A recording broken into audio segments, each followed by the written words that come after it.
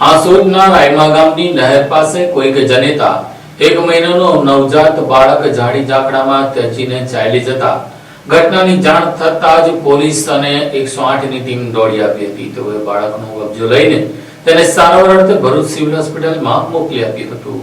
આ ઘટનાને લઈને સમગ્ર પંથકમાં ચકચાર મચી જવા પામી હતી।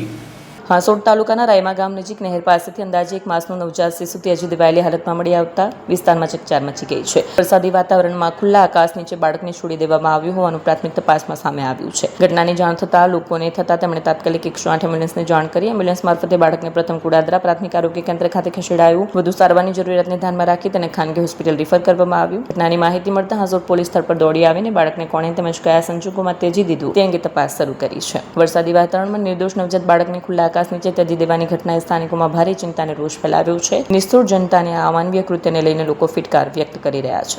હું રાઠવા સુશીલાબેન રામસિંહભાઈ EMT 8 ને 56 અમારી હાસોદની એમ્બ્યુલન્સ પર કેસ અસાઇન થયો હતો। અમે તાત્કાલિક સ્થળ પર પહોંચ્યા છે। ત્યાં કોઈકે બાળકે મૂકીને જતું રહ્યું હતું। ત્યાં બાળકને અમે સારવાર કરી તાત્કાલિક એમ્બ્યુલન્સમાં લીધી CSC કુલાદરા ઉપર લઈ ગયા। ત્યાંથી ડોક્ટરે તપાસ કરી પછી રિફર કર્યું ભરૂચ સિવિલમાં લઈ અત્યારે પેશન્ટની હાલત સ્ટેબલ છે।